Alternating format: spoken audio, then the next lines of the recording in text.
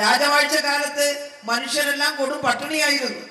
ബ്രിട്ടീഷുകാർ കൂടി വന്നപ്പോ ഈ രാജാക്കന്മാരെയും നാട്ടുരാജാക്കന്മാരെയും ജന്മിമാരെയും കൂട്ടുപിടിച്ച് നമ്മുടെ നാട്ടിലെ സാധാരണക്കാരുടെ ജീവരക്തം ഊറ്റിയെടുത്ത് അവരെ പട്ടിണി കിട്ട കാലമായിരുന്നു ബ്രിട്ടീഷുകാരുടെ ഭരണകാലം.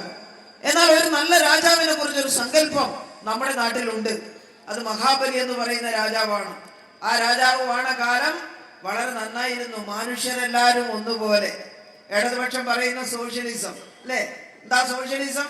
ഒരു ഇഗാലിറ്റേറിയൻ സൊസൈറ്റി, തുല്യതയുള്ള ഒരു സമൂഹം, എല്ലാ മനുഷ്യർക്കും തുല്യ അവകാശം, എല്ലാവർക്കും ജോലി ചെയ്യാനും കൂലി മേടിക്കാനുമുള്ള അവകാശം. അതാണ് സോഷ്യലിസ്റ്റ് സമൂഹം. മാവേലിയുടെ കാലം ഒരു സോഷ്യലിസ്റ്റ് സമൂഹമാണ് എന്ന് തോന്നിക്കുന്ന, അല്ലെങ്കിൽ ആ സ്വപ്നമായിരിക്കാം. അങ്ങനെ ഒരു പാട്ട് ആരാ എഴുതിയെന്നറിയില്ല. പാടി പാടി പാടി നമ്മളെ മക്കൾക്ക് പാടിക്കൊടുത്തു, മക്കൾ അവരുടെ മക്കൾക്ക് പാടിക്കൊടുക്കുന്നു, ഇങ്ങനെ പോകുന്നു. വളരെ ആകർഷകമാണ് അല്ലേ?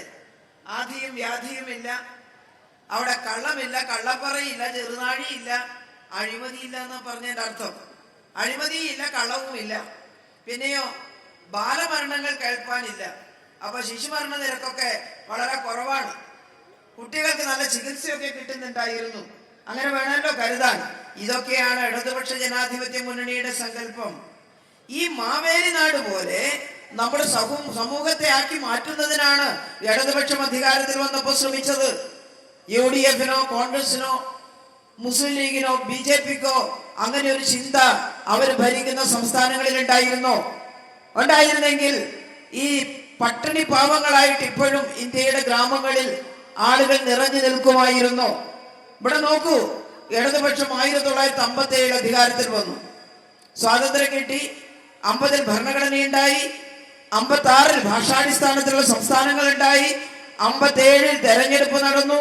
ആ തെരഞ്ഞെടുപ്പിൽ കേരളത്തിലെ തൊഴിലാളി വർഗം, കേരളത്തിലെ കർഷകർ, കേരളത്തിലെ പാവപ്പെട്ടവർ ബാലറ്റ് പേപ്പറിലൂടെ ഇടതുപക്ഷത്തെ അധികാരത്തിലെത്തിച്ചു. അന്നത്തെ മുഖ്യമന്ത്രി ആരാണെന്ന് ആരോടും പറയണ്ടല്ലോ. EM ശങ്കരൻ നമ്പൂതിരിപ്പാട്, EMS-ന്റെ ഗവൺമെന്റ് വന്നപ്പോ ആദ്യം ചെയ്തത് എന്താ? EMS-ന്റെ ഗവൺമെന്റ് വന്നപ്പോ ഒരു മനുഷ്യനെയും ഭൂവുടമകൾ താമസിക്കുന്ന ഭൂമിയിൽ നിന്ന് കുടിയൊഴിപ്പിക്കാൻ പാടില്ല. Stay of eviction ordinance. ഇന്നത് പറഞ്ഞ ആർക്കും അത്ഭുതമൊന്നുമില്ല. ആരും ഒഴിപ്പിക്കാൻ പോകുന്നില്ല ഭൂമിയിൽ നിന്നൊന്നും. നമ്മുടെ ഒരു തുണ്ട് ഭൂമി നമ്മുടേത് തന്നെയാണ്. അതൊന്നുകിൽ നമ്മുടെ വെട്ടിയിലുണ്ട്, അല്ലെങ്കിൽ ഏതെങ്കിലും ബാങ്കിലുണ്ട്. പൈസ എവിടെ അടുത്താൽ അതിങ്ങോട്ട് എടുക്കാം, അത്ര തന്നെ. മിക്കവാറും ബാങ്ക് കൊണ്ടുപോയി വെച്ചിട്ടുണ്ടാവും. പക്ഷെ അത് നമ്മുടേതാണ് ആ ഭൂമി. അവിടെ ഒന്ന് ഒഴിപ്പിക്കാൻ ഒരു പൊന്നു തമ്പുരാനും വരില്ല.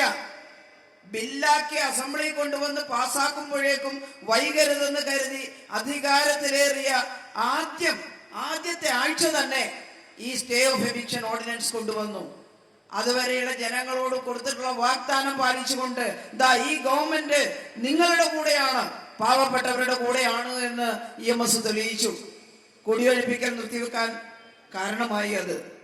ആ ഭൂമിയിൽ കുടിൽ കെട്ടി താമസിക്കുന്നിടത്ത് രണ്ടു കാലിൽ നിവർന്നു നിന്ന് ഓർഡിനൻസ് ഇറങ്ങിയിട്ടുണ്ട്, ഞങ്ങളെ ഒരാൾക്കും ഇവിടുന്ന് ഒഴിപ്പിക്കാൻ കഴിയില്ല എന്ന അന്തസ്സോടുകൂടി നെട്ടല് നിവർത്തി നിന്ന് പാവപ്പെട്ട മനുഷ്യര് ആത്മവിശ്വാസത്തോടുകൂടി ആ ഭൂമിയെ തൊട്ടു.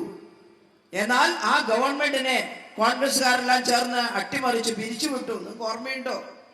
57-ന് ശേഷം ജനിച്ചവര്, 57 അല്ല, 57 കാലഘട്ടത്തിൽ ജനിച്ചവരൊന്നും ഇവിടെ ആരും ഇല്ല. എല്ലാവരും പുതിയ തലമുറ. വളരെ അപൂർവമായി അന്ന് ചെറിയ കുട്ടികളായി ഉള്ളവർ മാത്രമാണ് ഉള്ളത്. ബാക്കി എല്ലാവരും 60-കൾക്കൊക്കെ ശേഷം ജനിച്ചവരാണ് കൂടുതലായിട്ടും നമ്മുടെ കൂടെ ഉള്ളത്. മറ്റുള്ളവർ കുറച്ചു പേരെ നമ്മളുള്ളൂ. പക്ഷേ ചരിത്രം പുസ്തകങ്ങളിലൂടെയും മറ്റു രീതിയിലും ഒക്കെ നമ്മുടെ മുന്നിൽ ഉണ്ടല്ലോ. ആ ഗവൺമെന്റിനെ അട്ടിമറിക്കാൻ വേണ്ടി വിമോചന സമരം നടത്തി. മതത്തെ കൂട്ടുപിടിച്ചിട്ടാണ് നടത്തിയത്. മുണ്ടശ്ശേരി മാസ്റ്റർ, അന്നത്തെ മന്ത്രിസഭയിലെ പ്രഗത്ഭനായിട്ടുള്ള വിദ്യാഭ്യാസ മന്ത്രി മുണ്ടശ്ശേരി മാസ്റ്റർ പറഞ്ഞു, ഈ കേരളം ഇന്ന് നവകേരളമായിട്ട് മാറിയിരിക്കുന്നു, സ്വതന്ത്രമായിരിക്കുന്നു, ബ്രിട്ടീഷുകാരിൽ നിന്ന് സ്വതന്ത്ര ഇന്ത്യയുടെ സംസ്ഥാനമായിരിക്കുന്നു. അതുകൊണ്ട് കേരളത്തിലെ എല്ലാ കുഞ്ഞുങ്ങൾക്കും വിദ്യാഭ്യാസം കൊടുക്കണം. തോട്ടം തൊഴിലാളികളുടെ കുട്ടികൾക്കും കർഷക തൊഴിലാളികളുടെ കുട്ടികൾക്കും എല്ലാവരും വിദ്യാഭ്യസിക്കണം. ഗ്രാമാന്തരങ്ങളിൽ വിദ്യാലയങ്ങൾ തുറക്കണമെന്ന തീരുമാനമാണ് എടുത്തത്. ആ തീരുമാനത്തിന്റെ തുടർച്ചയാണ് ഇടതുപക്ഷം വിദ്യാഭ്യാസ മേഖലയിൽ ഇന്നടക്കം നടത്തുന്ന പരിഷ്കാരങ്ങൾ.